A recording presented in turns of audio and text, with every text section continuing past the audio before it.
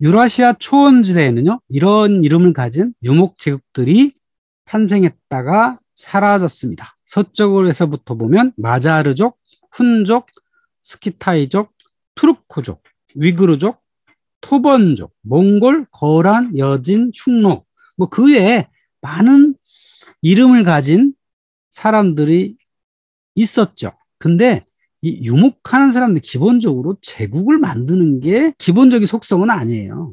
농민제국은요, 원래 잉여 산물이라는 게 나오잖아요. 그러면 잉여 산물을 가지고 왕이 나오고 군대가 만들어지고 자연스럽게 국가가 형성되는 게 오히려 자연스러워요. 근데 유목 지역에서는 잉여 산물이 나오질 않아요. 그러니까 제국을 만든다는 건 부자연스러운 일이에요. 그렇다면 이런 이름을 가진 제국이 왜 탄생을 했을까라고 생각해 보면 이 제국이 만들어진 근본적인 이유는 살아남기 위해서입니다.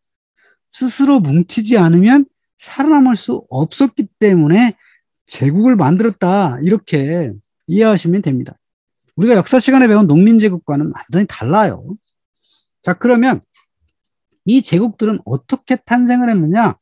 유목제국들은 스스로 기록하지 않았습니다.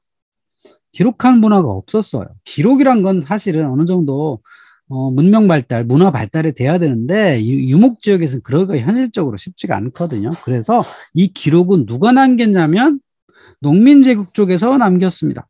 그 농민제국은 이 유목제국한테 늘 피해를 입는 사람들이었던 거죠. 그러니까 피해를 입는 입장에서 기록했기 때문에 유목제국 역사는 늘 잔인하고 흉포하고 나쁘고 괴물 같고 이런 모습을 띄었습니다. 흔히 역사에는 실제 역사가 있고 쓰여진 역사가 있다라고 말하죠. 중국 철학사를 쓴 펑유러 선생이 했던 유명한 말인데요. 분명 역사는 있죠. 누구에게인가 역사는 다 있습니다. 농민제국이든 유목제국이든 개인이든 다 역사가 있는데 기록된 것만 우리가 역사로 알고 있다고 하는 겁니다. 그러다 보니까 이 기록을 누가 했느냐? 피해를 입은 농업제국에서 주로 하니까 역사가 약간 왜곡되는 경향이 없지 않다고 하는 겁니다. 스키타이에 대해서는 헤로도투스가 기록을 했고요. 훈족, 게르만족은 프로코피우스라고 하는 비잔틴 제국의 역사가 기록을 했고 흉노 제국은 사마천이 했고요. 오환은 진수가 했고 유일하게 스스로 역사를 기록한 사람들은 몽골족이었습니다. 이들은 몽골 비사라고 하는 역사 기록을 남겼죠. 그런 기록에 의해서 우리가 유목제국의 역사를 알게 된 겁니다. 이 북방, 이 스텝 지역에 살고 있던 유목인들은 기본적으로 물품이 부족하죠. 기껏해야 가축에서 나온 부산물만이 경제활동을 한 도구였는데요. 그래서 부족한 것들을 농민제국과 교역을 통해서 살아남을 수 있었어요. 그러니까 평화시에는 교역을 통해서 물품을 조달했습니다. 그래서 탄생한 게 실크로드 중심의 동서교역이었고요. 그 동서교역의 동쪽 끝에 당나라 장안이 있었죠. 그래서 서시가 있었고 그 서쪽 끝은 이스탄불 내지는 뭐 로마라고도 흔히 얘기를 했죠. 그래서 많은 길들이 탄생을 했어요. 실크로드 말고도 길들이 많이 있었다. 그래서 차와 말을 교역했던 차마고도도 굉장히 유명한 길이죠. 그래서 유목인들은 기본적으로 상업을 지원하는 사람들이었습니다. 그런데 유목인은 기본적으로 전사였습니다. 앞에서 농업제국은 잉여 농산물이 나옴으로써 그 잉여 농산물을 가지고 이 병사들을 어떤 군대를 키웠다가 했는데 유목인들은 따로 병사가 없었어요. 누구나 다 병사입니다. 왜? 평상시 삶 자체가 전투이고 전쟁이었습니다. 이들은 늘 고통스러운 야외 생활을 했죠. 말 타고 양을 키우기 위해서 늑대를 쫓았죠. 초지를 찾아서 봄, 여름, 가을, 겨울, 초지를 이동을 했죠. 사는 건 게르라고 하는 텐트에 살고요. 말 타고 늑대를 쫓고 원거리 원정하고 야외 잠을 자고 이것은 사실은 구인들이 하는 거하고 똑같거든요. 생활이 늘 전사라고 하는 것입니다. 그런데 이들은 농업지역과 상업활동을 했다 그랬잖아요.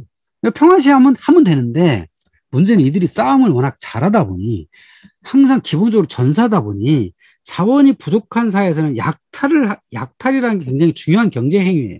그런데 약탈이 굉장히 쉬워요. 차라리 내가 생산한 것보다 약탈이 더 좋겠다라고 하니까 당연히 유목인들은 약탈을 기본적인 경제 행위로 삼고 있었습니다. 약탈을 하면 승리를 하기 때문에 안 할 이유가 없는 거죠. 오히려 상업행위보다 훨씬 더 이익이 남는 게 약탈이었습니다. 그래서 자원은 늘 부족하고 싸움은 잘하기 때문에 정기적으로 약탈을 했죠. 아니면 동투르키스탄에 있는 오아스 지역은 지배관계를 형성을 했습니다. 그래서 그들로부터 정기적으로 곡물, 차, 비단 이런 것들을 공납을 받게 되죠. 때로는 농업지역을 공략을 해서 그것으로부터 곡물을 받기도 합니다. 그런데 이 농업지역이 제국이 만들어지고 힘이 뭉쳐지면 약탈이 힘들어져요. 그럼 본인들도 소규모 부대로는 안 되겠죠. 그래서 부대가 커져야 돼. 그러다 보니까 유목지역에도 뭉치는 어떤 제국이 탄생을 하게 되었던 겁니다. 그러다가 가끔은 기후가 워낙 불안정하기 때문에 이 기후로 인해서 대규모 이동이 유발되기도 합니다. 그러니까 봄, 가을로 이동하는 건 그냥 정기적으로 하는 거고, 근데 문제는 심각한 기후변화가 발생을 해요. 심각한 가뭄이라고 하는 걸 강이라고 부르고요. 이어지는 강력한 추위를 쪼드라고 부릅니다. 그러니까 몽골 고원에서 부른 용어인데요. 눈이 너무 많이 내린 걸 화이트 쪼드라 하고요. 눈이 적고 무섭게 추운 것을 블랙 쪼드라고 합니다. 눈이 너무 많이 내리면 동물들이 눈을 헤치고 풀을 뜯을 수가 없어요. 그래서 동물들이 굶어 죽습니다. 눈이 적게 내리고 무섭게 추우면 당연히 얼어 죽겠죠. 1985년 겨울에 몽골 고원이 영하 40도 밑으로 떨어졌습니다. 그래서 그곳에 살던 가축의 3분의 1이 얼어 죽기도 했다는 겁니다. 그럼 만약에 동물들이 반 이상이 얼어 죽어요. 그럼 어떻게 될까요? 이들은 식량이 없어지게 되는 거죠. 그래서 이들이 대규모 이동이 발생을 하게 됩니다. 그런데 민족이 이동한다는 것은, 대규모 이동한다는 것은 목숨 걸고 한다는 겁니다. 약탈을 하는 것도 분명히 목숨을 걸고 하는 거긴 하지만 대규모로 민족 전체가 이동하는 것은 모든 것을 걸고 이동하는 겁니다. 그럼 왜 이동을 했을까? 제가 보기에는 기후변화가 상당히 영향을 크게 주었을 것이다, 이렇게 봅니다. 근데 그들의 이동을 때문에 역사가 바뀌었습니다. 동시대에 북방인의 이동으로 인해서 역사가 바뀐 사례가 상당히 많습니다. 비슷한 사례가 3, 4세기였어요. 3, 4세기에 어떤 일이 있었냐면 유럽에서는 게르만족이 이동을 했습니다. 그럼 게르만족은 왜 이동했냐? 그쪽에 동쪽에 있었던 훈족이 이동을 해서 압박을 했기 때문이다라는 게 정설이거든요. 그리고 동아시아로 오면 3, 4세기에 북방인들이 또 이동을 했습니다. 그러니까 비슷한 시기에 유럽에서도 중앙아시아에서도 동아시아에서도 대규모 이동이 있었습니다. 그럼 이들은 왜 이동을 했을까? 아마도 뭔가가 큰 변화가 있었겠죠. 그리고 6세기에서 10세기 사이에 투르크족, 이 동아시아에서는 돌고리라고 불렀던 사람들이 서쪽으로 이동을 합니다. 그래서 이슬람 지역으로 들어가서 아바스 왕조를 몰아내고 셀주크 투르크를 세우고 그들이 오토만 제국을 세우죠. 또 11세기에는 요나라 금나라가 북방에서 중원 지역을 침략을 하고요. 13세기에는 몽골족이 대규모 이동을 통해서 동서양에 걸친 대제국을 세우게 되고요. 16세기에 만주에 살던 여진족은 중원을 침략하게 됩니다. 자, 이런 것들이 뭔가의 큰 변화에 의해서 이제 민족이 대규모로 이동하는데 이들한테 가장 중요한 변화는 결국 기후변화가 아니겠느냐, 저는 그렇게 봅니다. 그래서 이 유라시아의 중심 지역에 살던, 이 초원지대에 살던 유목인들이 어떤 일이 있을 때마다 이동을 합니다. 그래서 이동하게 되면 당연히 그곳에 살던 사람들과 부딪히게 되겠죠. 그러면서 그것을 농민제국 사람들이 기록을 함으로써 이들의 이름을 우리가 알게 된 겁니다. 자, 그 이름이 고투족, 훈족, 아바스족, 마자르족, 또 히타이트, 스키타이, 투르크, 이런 사람들을 우리가 이제 알 수가 있는 거죠. 자, 친투 역사가 대충 이래요. 오늘날에 지금 러시아 남부에 있는 초원에서부터 서쪽으로 가면 헝가리를 거쳐서 이탈리아로 가고, 거기서 내려온 발칸반도가 되고, 또 카프카스 산맥을 넘으면 아제르바이잔을 거쳐서 이란과 터키 지방으로 이렇게 남하를 해가지고 역사에 남게 된 겁니다. 역사에 남은 가장 오래된 기마 군단은요, 아마존족이에요. 유목민은 기본적으로 기마 군단이니까 이 말을 탄 북방에서 내려온 민족 이들이었다는 거죠. 근데 아마존족은 그 신화에도 등장을 하죠. 그러니까 헤로도토스도 북방에서 내려온 어떤 족속이 있었다. 근데 그들이 독특하게도 여자들이었다라고 하는 겁니다. 그러니까 남자를 죽이는 자라는 뜻의 안드록토네스라고 불렀고요. 들을 아마조네스 불렀는데 아마조네스는 활을 쏘고 창을 던지고 말을 타는 사람들이었다. 자, 그런데 헤로도토스에 의하면 지금의 루마니아, 불가리아 지역에서 사르마티아족이 살았는데 이 사람들은 헬라스의 청년과 아마조네스의 일시적 결합에 의해서 탄생한 사람들이다라고 기록을 합니다. 아마도 헤로도토스는 페르시아 지역에 가가지고 아마조네스의 이야기를 아마 이제 들었는데 그것을 이제 기록한 것 같아요. 그리고 최근에 우크라이나 남부에서 사르마테족의 무덤이 실제로 발굴이 되었고요. 그 무덤의 일부가 여전사들의 부장품 같은 것들이 있어가지고 아마조네스들이 실제로 있었던 게 아니냐라고 이야기가 되고 있어요. 그리고 그리스 신화에도 아마존족 이야기가 등장을 하죠. 일리아드에 보면 아킬레스가 펜테실레이아 여왕과 싸우고요.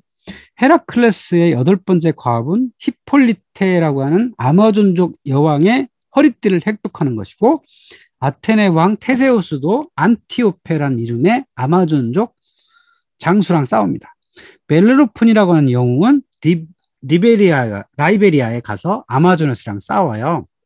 자, 이런 신화를 한번 해석을 해보면 여러 영웅들과 싸우잖아요. 그런 신화가 나왔다는 건 분명히 있었다는 거예요. 근데 왜 아마조네스라고는 여성형으로 기록을 했느냐를 보면 아마도 정기적 또는 부정기적으로 북방에서 침투하던 그런 모계사의 유목민일 가능성이 상당히 높죠.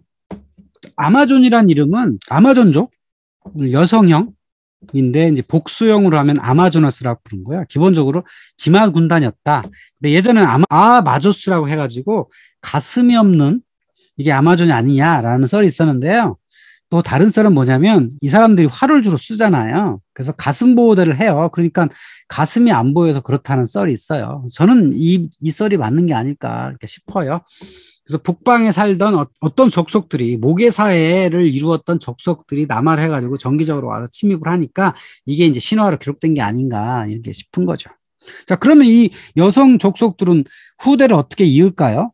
뭐 이런 신화가 있는 거예요. 남자들이 살고 있는 그런 그 부족을 습격을 해가지고 거기서 일부를 잡아와서 남편을 삼아서 좀 일정 기간 살다가 이제 애를 낳으면 그 남자를 뭐 죽였다더라. 그리고 아들을 낳으면 죽이고 딸만 낳아서 키웠다. 뭐 이런 이제 신화까지 있는 거죠.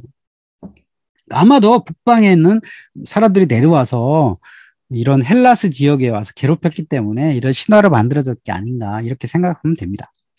자, 유목 기마병의 원조라고 할 수 있는 사람들은 스키타이예요. 이것도 헤로도토스가 기록한 건데요. 헤로도토스에 의하면 스키타이란 이름을 가진 사람들이 카프카스를 넘어서 메디아 그리고 바빌론을 침공을 했다라고 합니다. 그리고 이들은 팔레스타인을 거쳐서 이집트까지 공략을 했다. 그리고 페르시아에서는 이들을 사카라고 불렀습니다. 그러니까 사카라고 부르는 어떤 사람들이 어느 날 갑자기 카프카즈 산맥을 넘어서 침투를 했던 거예요. 그래서 바람같이 와서 약탈을 하고 북쪽으로 갔겠죠. 그래서 다리우스라고 하는 페르시아의 왕은 스키타이를 정벌합니다. 그러니까 대규모 군대를 형성을 해가지고 이 스키타이를 정벌하러 떠나요. 그러면 스키타이가 한 번 침투했기 때문에 그렇지는 않았을 거예요. 아마도 이 북방에 살던 스키타이 족속들이 정기적 또는 부정기적으로 계속 침투를 했기 때문에 이들을 그냥 두고 볼 수가 없잖아요. 특히 다리우스라는 사람이 어떤 사람이냐면 앞에 있는 키루스의 혈통이 있는 사람이 아니에요. 새로 왕위에 옹립된 사람이기 때문에 이 사람은 또 뭔가 왕의 권력을 안정을 시켜야 되잖아요. 왕의 권력을 안정시켜야 된다? 그러니까 통일 제국이 된 사람이 왕의 권력을 안정을 시키려면 북방인들의 침입을 막아야 돼요. 기본적으로. 그러니까 이 사람도 뭐 50만 군대니 100만 군대니 뭐 이렇게 뭐 대규모 군대를 형성을 해가지고 여기 지도에서 보시면 오늘날 이스탄불에 있는 거기 보스포러스를 건너가지고 해군과 육군을 동시에 공격을 해요. 그래서 오늘날 불가리아 지역을 공략을 하거든요. 그래서 거길 가가지고 열심히 갔다가 실제로는 제대로 성과를 거두지 못해요. 유목민들은 이런 농민 제국을 만나면 절대 정면 대결을 하지 않거든요. 그래서 유목민 특유의 치고 빠지는 거예요. 도망치는 거예요. 도망치면 이쪽 남쪽에 있는 보병 농민 군대는 아무리 쫓아가봤자 사막 지역 아니면 초원이기 때문에 어떻게 할 수가 없는 거죠. 그래서 제대로 된 성과를 거두지 못하고 철수를 합니다. 그러니까 다리우스가 스키타이를 정벌한 건 실패였다. 근데 이 다리우스의 스키타이 정벌은 동아시아 지역에서는 수도 없이 등장을 하는 사건이에요. 그러니까 북방 유목민들을 공략을 떠났다가 제대로 성과를 거두지 못한 대표적인 거죠. 우리가 잘 알고 있는 수나라가 고구려 침략한 거, 이게 전형적인 사례예요. 100만 군대를 끌고 갔는데도 제대로 그쪽을 공략하지 못한 그런 거죠. 스키타 이후에 몇백 년 지나서 역사에 등장하는 사람들이 누구냐면 훈이라고 하는 사람들이에요. 훈족. 어느 날 언젠가부터 훈족이라는 사람들이 발칸 북쪽에서 등장을 하기 시작합니다. 이때는 로마 제국 시절이에요. 그러니까 4세기, 5세기경인데 발칸반도 북쪽에서 훈족이 끊임없이 로마 국경을 이제 침입한 거죠. 자, 그렇다면 훈족은 왜 침입을 했을까? 아마도 이제 계절 변화가 있었겠죠. 그래서 이들이 생기가 어려워지니까 뭐 초원이 말랐다거나 너무 추워졌다거나 쪼드, 뭐 강 같은 게 생겼겠죠. 그러니까 당연히 생기가 어려워진 사람들이 이 북방 사람들이 서쪽이나 남쪽 이동을 했겠죠. 그래서 남쪽으로는 또 카프카스를 넘어서 오고 서쪽으로는 볼가강을 건너가지고 발칸반도로 침입했던 거죠. 그러니까 팔레스타인에 살던 성 히에로니무스, 예로니모라고 부르는 사람이 있죠. 이 사람의 기록에 의하면 이런 게 있어요. 보라, 지난해 북방의 늑대들이 카프카즈 산맥에서 나와 우리를 덮쳤다. 안티오쿠뿐만 아니라 할리스강과 키드누스강, 오론테스 강변의 도시들이 공격을 받았다. 아라비아, 페니키아, 팔레스타인, 이집트 등이 그들에 대한 공포에 사로잡혔다. 이게 4세기경이거든요. 이 4세기경이면 로마 제국, 그러니까 동로마 제국 시절이죠. 이 지역에 이런 침입을 받았다는 역사 기록이 별로 없어요. 없는데 분명히 카프카즈 산맥을 통해서 내려온 유목민족들이 있었다고 하는 겁니다. 이걸 그냥 훈이라고 부르는 거야. 누군지 잘 모르겠는데 훈이라고 하는 나쁜 놈들이 있었다라고 하는 거죠. 그래서 발칸반도에서 이제 전쟁이 벌어지게 된 거고, 이 훈족이 서쪽 남쪽으로 침략을 하다 보니까 그 앞에 있었던 여러 민족들이 연쇄 이동을 하게 된 거죠. 그 앞에 알란족이라는 사람이 있었고 게르만족이라는 사람도 있었다. 그러니까 북쪽에 살던 사람들이 훨씬 더 뭔가 거친 환경에 잘 살았던 사람들이기 때문에 무력이 더 강하죠. 그래서 훈족이 서쪽으로 오니까 알란족도 밀려가고 알란족이 또 게르만족 미니까 이제 지속적인 민족의 이동이 등장을 하게 됩니다. 그래서 당연히 정주 제국, 이 지역에 로마 제국이 있었죠. 로마 제국과의 충돌은 불가피하다라고 하는 겁니다. 자, 그래서 우리가 역사에 잘 알고 있는 게르만의 이동은 그렇게 생겼다. 서기 378년부터 439년까지 있었던 여러 가지 사건들이 있었던 거죠. 여기 지도에서 보시면 이제 빨간색 반달족, 알란족, 수에비족이 프랑스 지역을 거쳐서 이베리아 지역까지 가죠. 그리고 반달족은 북아프리카까지 가서 카르타고에 반달이라는 국가를 세우고요. 또 서고트족은 이탈리아로 오고 그다음에 에스파냐로 와서 그곳에 또 나라를 세우죠. 서고트족이 이탈리아 세우거든요. 알란족이라는 사람, 알란이라는 이름이 프랑스에 많아요. 알랑드 보통, 이게 알랑드롱, 이게 다 알란족에서 나온 이름이에요. 그래서 이런 사람도 있었고, 또 유명한 또 족속들은 동고트족이 있었죠. 고트족. 그래서 고트족이 동로마 지역을 와가지고 378년에 아드리아노플 전투를 치르고요. 451년에는 훈족이 로마군을 공략하는 이런 사건도 있었습니다. 자, 378년에 있었던 아주 유명한 전쟁이 로마와 서고트 간에 있었던 아드리아노플 전투예요. 이 전투가 굉장히 의미 있는 전투인데요. 왜냐하면 이때부터 기마병이라고 하는 게 이만큼 강력하다는 걸 보여줬어요. 그러니까 이 378년 이전에는 로마군이 상당히 강력했죠. 로마군의 주력은 중장 보병이었거든요. 그러니까 아주 무장을 잘 갖춘 보병들이 집단을 형성해서 막으면 이 기마 군대가 힘을 못 썼는데 요 전쟁부터 북방 기마병이 상당히 힘을 많이 썼습니다.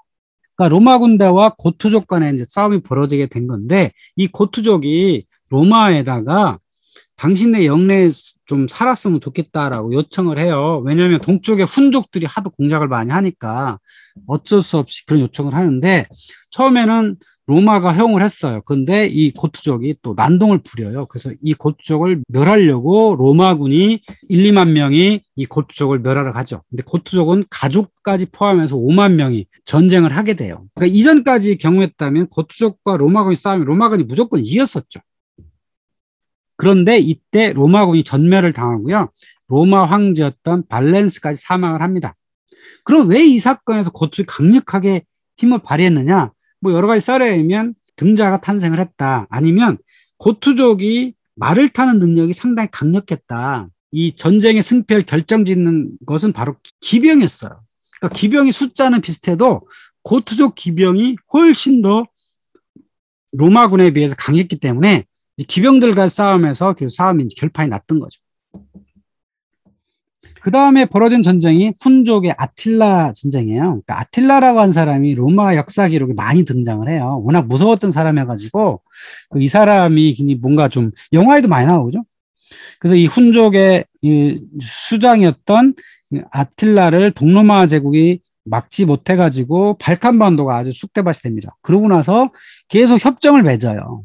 정기적인 공납품을 납부하겠다. 정기적으로 금은을 제공을 하고 곡물이나 여러 의복 같은 걸 제공하겠다라고 했는데 로마군이 잘 안 지켜요.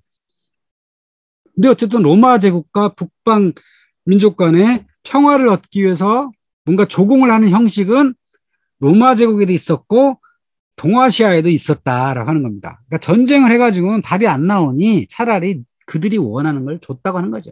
근데 이 훈족들은 그거 갖고는 안 되죠. 왜냐하면 스스로 무력이 워낙 강하다는 걸 알기 때문에 만족을 안 하죠. 그래서 훈족의 대장인 아틸라가 서유럽을 공략을 합니다. 그래서 451년에 살롱 전투에서 이기고 그 중에 또 일부가 또 남아가지고 오도아케르라고 하는 용병대장에 의해서 서기 476년에는 서로마가 망하는 계기가 되죠. 그 다음에 등장했던 사람들은 아바르라는 사람들이에요. 어느 날 아바르라는 사람들이 또 나왔다는 거예요. 그래서 이 사람들은 어디서 온 사람들이냐? 아마도 훈족의 후계자가 아니었겠느냐. 뭐 그 지역의 어느 곳에 살던 훈족에 남아가지고 아바르란 이름을 가진 게 아니겠느냐라고 역사가 프로코피우스는 기록하고 있는 거죠. 르네 그루세라고 하는 프랑스의 역사학자는 이 사람들은 이 중앙아시아, 그러니까 트란스옥시아나에 있었던 에프탈이라는 사람들의 일부가 아바르다라고 말하기도 하고요. 아바르인들이 하여간 어딘가에서 살았었는데 이 사람들이 서쪽으로 이동을 해가지고 판노니아로 옵니다. 판노니아가 오늘날의 헝가리 평원이에요. 그쪽에 와가지고 진을 딱 치고 나서 이들이 여러 지역을 또 약탈하러 다니겠죠. 그래서 559년에 유스티니아누스 황제의 시절에 첫 등장을 합니다. 그래서 이들이 이 지역에 살던 슬라브인을 정복하고 발칸 지역의 절대자가 되고 또 여기 당시에 서유럽에 누가 있었냐면 프랑크족이 있었죠. 그 프랑크족과 치열하게 쟁투를 이제 하게 됩니다. 굉장히 호기심 가는 사람도 있어요. 헝가리 사람들. 자, 헝가리 사람들은 이 족속으로 하면 마자르족이라고 부르거든요. 이 사람들은 성이 앞에 있는 동양의 사람들과 비슷하죠. 물론 근데 언어의 문법은 많이 달라요. 단어도 같은 단어가 거의 없고 완전히 다른데 비슷한 게 있다면 이제 문장 구조가 똑같다, 뭐 비슷하다 정도 할 수 있는데요. 흔히 우르그어파에 속하는 언어를 사용한다. 지금 핀란드의 족속도 흔히 핀족이라고 부르거든요. 핀족도 성이 앞에 있는 피너예요. 그래서 이 사람들은 우랄어족의 우르그어파 사람들이다. 그래서 어떤 그 썰에 의하면 헝가리라고 하는 게 훈족의 땅이라는 뜻이 아니냐라고 하는 썰이 최근까지도 이어져 왔어요. 근데 최근의 해석에 의하면 헝가리는 슬라브와 문헌에는 온구르라 불렀다. 근데 이제 온구르가 10을 이야기하는 거다. 그러니까 10이라는 건 유목민족 사이에서 많이 쓰이는 군대 편성 단위예요. 10을 많이 써요. 저기 흉노족도 그렇고 몽골족도 그렇고 10단위로 10, 100, 1000 이런 단위로 군대를 많이 쓰거든요. 그래서 10이라고 하는 건 투르크 부족의 연합체다. 그러니까 온구르라고 하는 부족의 연합체가 서쪽으로 와서 판노니아 평원에 자리 잡고 이들이 주변 지역을 약탈해서 살아왔기 때문에 이들을 서유럽인들은 옹구르에서 헝가리라고 불렀다라고 하는 게 오늘날의 썰이에요. 우랄 산맥 지역에 살던 어떤 족속들의 일부가 서쪽으로 이동해가지고 헝가리 평원, 거기서 초원지대거든요. 그래서 헝가리 평원에 자리 잡고 거기서 국가를 형성하고 있다가 주변 지역과의 관계, 또 슬라브인과의 혼혈, 뭐 이런 걸 통해서 얼굴은 많이 바뀌었죠. 근데 이제 언어만 남은 거죠. 마자르 종국이 이제 이렇게 이동을 했다는 거죠. 우랄 산맥 지역에서 살던 수렵 민족이었는데 그 중에 일부가 뭐 어떤 계기에 의해서 이동을 했다. 그래서 핀족 사람들은 핀란드 쪽으로 갔고 마자르인은 서쪽으로 가가지고 판노니아 헝가리 평원에 자리를 잡게 돼서 핵심 인물 중심으로 언어 습관이 보존이 된 것이다라고 이제 보는 거죠. 근데 그 지역에 살다 보니까 혼혈이 계속 돼가지고 얼굴 생김새는 그건 뭐 인도 유로버족 사람 거의 똑같죠. 얼굴만으로는 거의 구분이 안 되는데 언어 습관만 남아서 마자르족이 동쪽 어딘가서 이주해온 사람들이라고 우리가 이제 추측해 볼 수가 있는 거죠. 북방 유목 족속들은 아닌데 이 북방에서 남방쪽으로 내려와서 뭔가 자리 잡았던 사람들 중에 바이킹을 빼놓을 수가 없죠. 이 바이킹 사람들은 오늘날의 덴마크, 스웨덴, 노르웨이 이 지역에 살던 수렵 민족이었죠. 수렵, 어로를 주로 하던 사람들인데 이 사람들이 이제 8세기경부터 이동하기 시작했죠. 이것도 아마 기후 때문이 아니었을까 싶어요. 근데 이쪽이 추운 지역이니까 여기서 뭔가 이제 목축도 하고 했을 텐데 잘 안 되니까 대규모로 이동을 한 거죠. 그래서 이 사람들이 8세기 중반부터 남하를 해가지고 잉글랜드를 정복을 하고 프랑스 북부를 정복을 하죠. 그래서 또 일부는 남쪽으로 내려와서 시칠리아 그리고 아프리카 북부, 이탈리아 남부까지 그들의 영토로 하죠. 그리고 일부 사람들은 동쪽으로 이동을 해서 강을 타고 옮깁니다. 그래서 오늘날의 우크라이나의 키예프라고 하는 도시도 이들이 만든 도시인데 이들이 만든 그 땅을 루스의 나라에서 러시아가 생겨난 겁니다. 그러니까 루스의 나라는 원래 바이킹들이 만든 나라인 거죠. 러시아의 원래 뿌리는 바이킹으로부터 출발했다. 이렇게 볼 수가 있는 거죠. 유라시아에 있었던 여러 족속들의 이야기를 정리해보면 이렇습니다. 유라시아 문명이라는 건 중앙에 살던 유목 세력 있죠. 서쪽으로는 헝가리 판노니아 평원부터 동쪽으로는 몽골 고원까지 유목 세력이 끊임없이 살고 있었는데 이들이 어떤 영향에 의해서 치열하게 남쪽에 있는 농업 정주 세력과 끊임없이 쟁투를 벌입니다. 왜? 북방유목민들은 살아야 하니까 정기적으로 약탈 또는 부정기적으로 약탈 때로는 대규모 이동을 하지 않으면 이들은 살아남을 수 없었기 때문에 끊임없이 침략을 할 수밖에 없었고 그렇게 두 세력 간 치열한 다툼 그리고 문명 전파 과정에서 유라시아 문명이 만들어졌다라고 할 수가 있겠습니다. 그러니까 우리가 배우는 이 농업 문명에 있어서 유라시아 중앙에 있었던 유목민의 영향이 없었다고 말할 수가 없어요. 영향이 굉장히 컸다라고 할 수 있고 그들이 남쪽으로 내려와서 오히려 혈통을 많이 섞었던 그런 경향성이 상당히 높다. 이렇게 말할 수 있겠습니다.